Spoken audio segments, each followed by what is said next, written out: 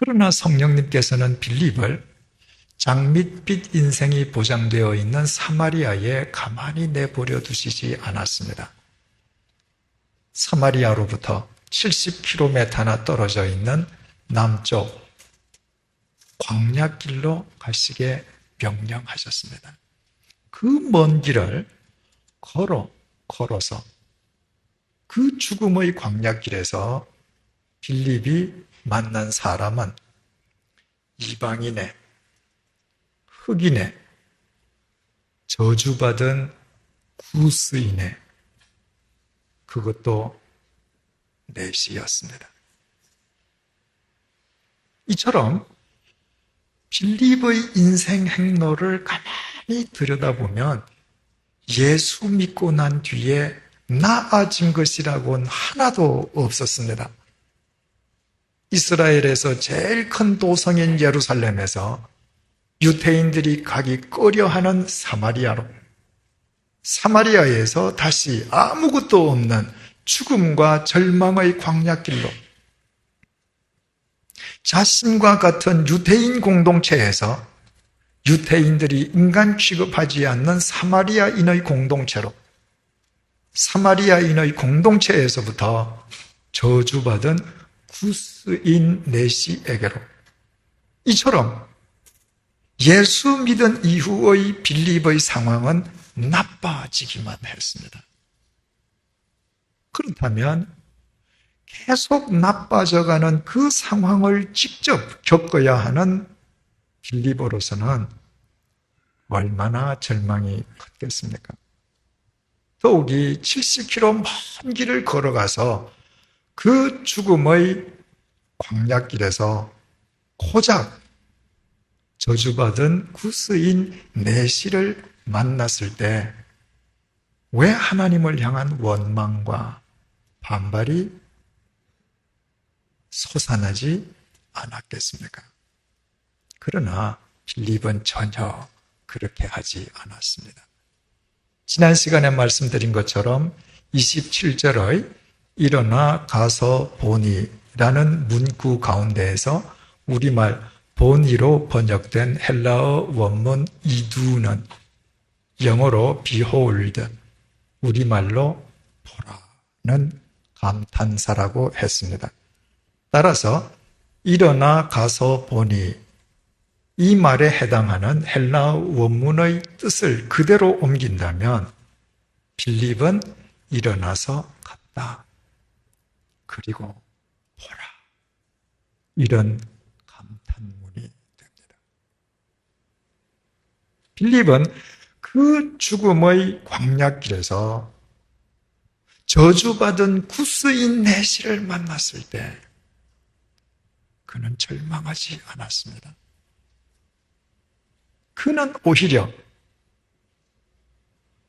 보잘것없는 자기 자신에게 그런 사람까지 맡겨주시는 주님의 은혜에 감탄을 받았습니다. 빌립이 그렇게 할 수 있었던 것은 빌립은 확실한 믿음의 증거를 가진 사람이었기 때문입니다. 그가 주님의 말씀에 순종해서 사마리아로 찾아갔을 때 주님께서는 그로 하여금 사마리아인들에 의해 배척당하게 내버려 두시지 않았습니다. 바꾸어 말씀드리면 주님께서는 그 빌립을 2000년 교회 역사상 최초의 사마리아 전도자로 세워주셨습니다. 그 사마리아의 경험을 갖고 있는 빌립이 이번에는 성령님의 인도하심 속에서 그 광야길로 갔습니다. 그러니 저주받은 구스인 내시를 보는 순간에 어떻게 빌립이 감탄을 터뜨리지 않을 수 있었겠습니까? 그것이야말로 이번에는 하나님께서 자신을 최초의 이방인 전도자로 세워주실 것임을 의미함을 그는 알았기 때문입니다. 이것이 본문 29절에서 30절이 이렇게 증언하고 있는 이유입니다. 성령이 빌립더러 이르시되 이 수레로 가까이 나아가라 하시거늘 빌립이 달려가서 선지자 이사야의 글 읽는 것을 듣고 말하되 읽는 것을 깨닫느냐.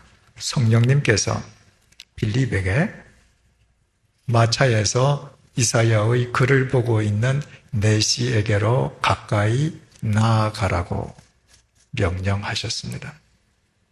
그와 동시에 빌립은 내시를 향해 달려갔습니다. 성령님께서는 절대로 달려가라고 명령하시지 않았습니다. 가까이 나아가라고만 말씀하셨습니다. 얼마든지 빌립이 걸어가도 상관없습니다.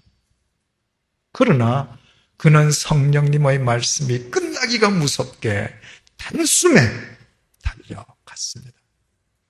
빌립이 그 상황을 얼마나 큰 기쁨과 감격과 감탄 속에서 받아들이고 있는지 여실히 증명해주는 증언이 아닐 수 없습니다. 이처럼 세상적인 관점으로만 본다면 철저하게 절망해야 될 때 빌립은 전혀 절망하지 않았습니다. 그것이 빌립에게는 절망의 상황일 수 없었습니다. 이미 말씀드린 것처럼 그는 믿음의 증거를 이미 지니고 있었고 성령님의 인도하심을 확인하면서 사는 사람이었기 때문입니다. 그래서 아무것도 없는 절망적인 그 죽음의 광야에서 빌립은 2000년 기독교 역사상 최초로 이방인에게 세례를 주는 첫 번째 그리스도인이 되기도 했습니다. 이와 같은 사실은 참된 믿음을 지닌 자에게는 어떤 경우에도 절망이 있을 수 없다는 소중한 교훈을 우리에게 일깨워주고 있습니다. 우리가 믿는 하나님은 천지를 창조하신 하나님 아니십니까? 전지전능하신 하나님 아니십니까? 그런데도 왜 하나님을 믿는다는 사람들이 자신의 생각과 어긋나는 상황을 맞게 되면 절망의 나락 속으로 빠져버립니까? 절망처럼 보이는 그 상황 자체만을 보려고 할 뿐, 그 상황을 주신 하나님을 보려 하지 않기 때문입니다. 내가 계절의 변화를 읽지 못한다고 해서 계절이 변하지 않는 것은 아니지 않습니까? 내가 의식하든 의식하지 않든 상관없이 계절은 언제나 하나님의 섭리에 의해 시시각각 변해가고 있습니다. 만약 내가 이 사실을 평소에 인식하고 살아간다면 하늘을 날아가는 고추 잠자리를 통해서도 온 천하 만물을 주관하시는 하나님, 나와 함께 하시는 하나님을 볼 수 있지 않겠습니까? 똑같은 논리로 내가 절망에 빠졌을 때라고 해서 그 순간에 하나님께서 나와 함께 계시지 않는 것은 아니지 않습니까? 내가 의식하든 의식하지 않든 하나님께서는 무소부재하시기에 언제든지 내 곁에 나와 함께 하고 계시지 않습니까?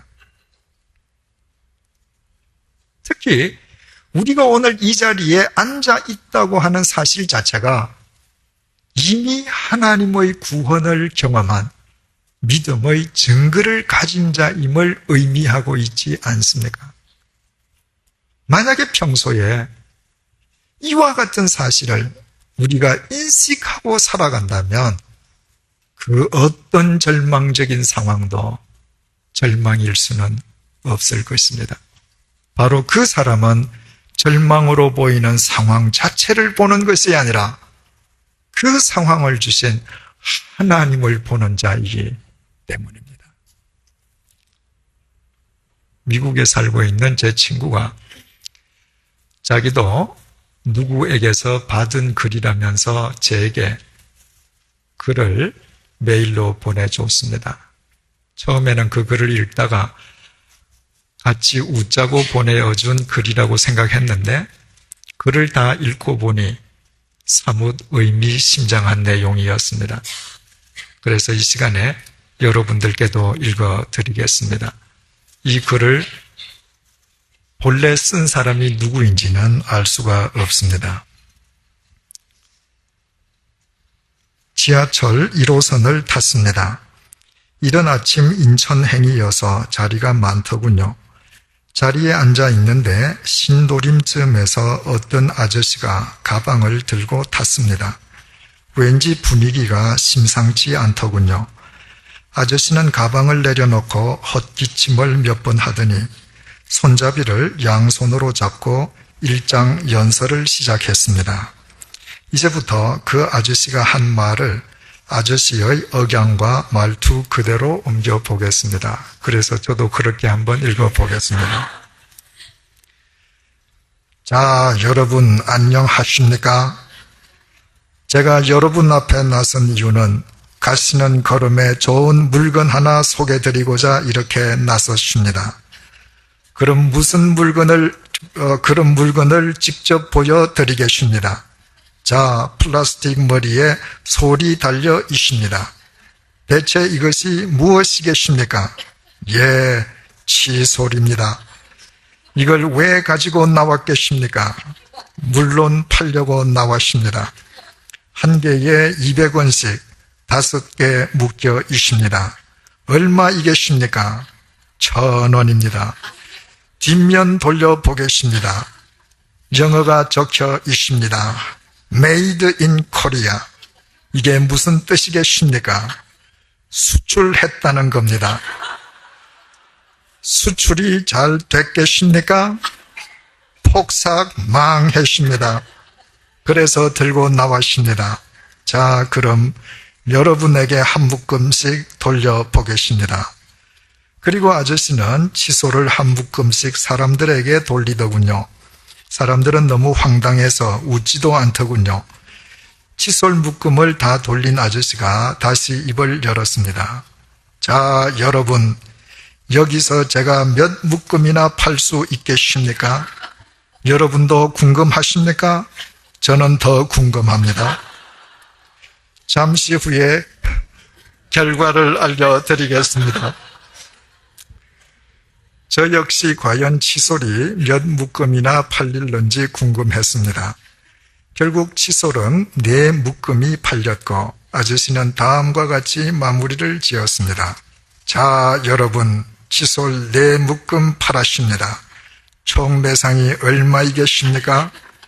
칫솔 5개짜리 4묶음 판 매상이 겨우 4,000원입니다. 제가 실망했겠습니까? 안 했겠습니까? 물론 실망했습니다. 그렇다고 제가 여기서 포기하겠습니까? 절대로 포기하지 않습니다. 저는 다음 칸으로 갑니다. 그 말과 함께 아저씨는 칫솔 가방을 들고 유유히 다음 칸으로 가더군요. 남아있는 사람들은 거의 뒤집어졌습니다. 그러나 그날 아침에 그 아저씨는 정말 중요한 것을 주었습니다. 희망.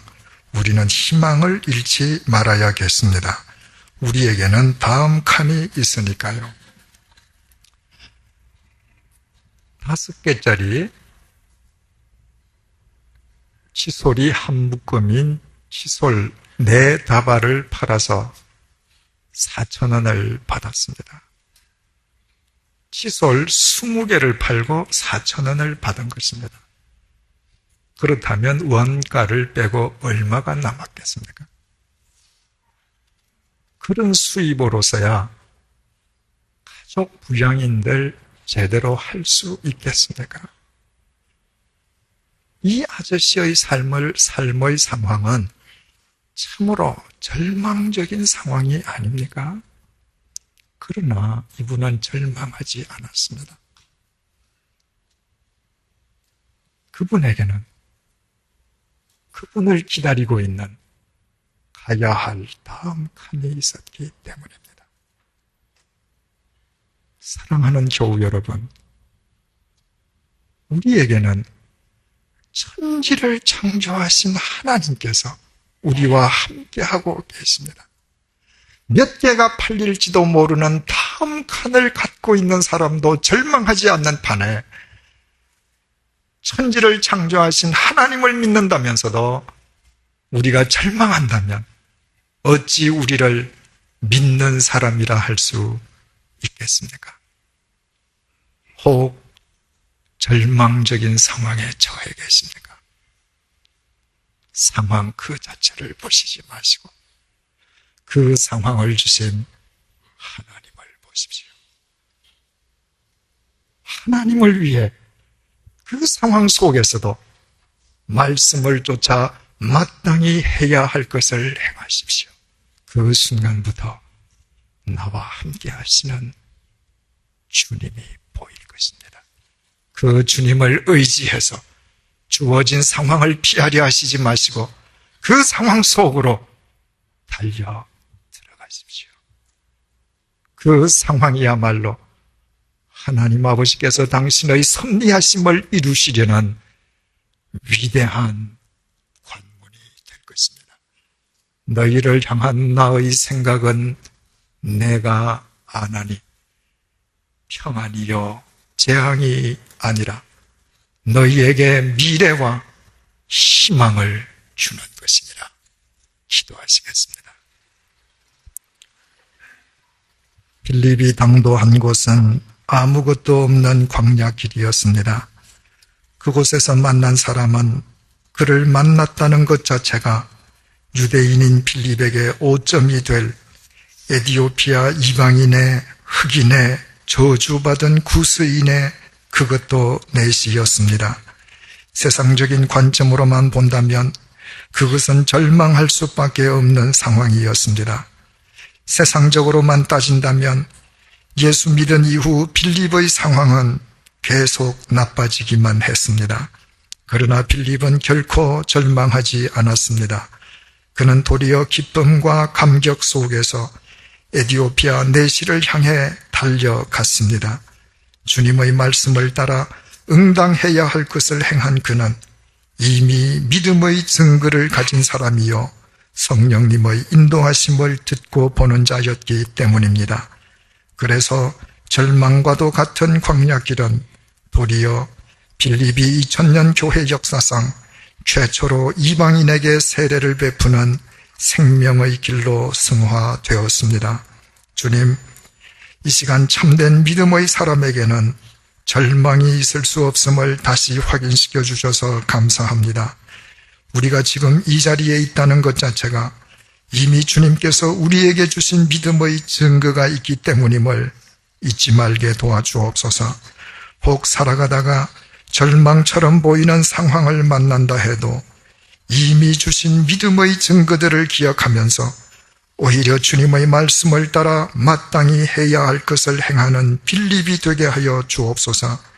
그리하여 주어진 상황 자체만을 보는 것이 아니라 그 상황을 주신 성령님의 인도하심을 보고 듣고 느끼게 하여 주옵소서.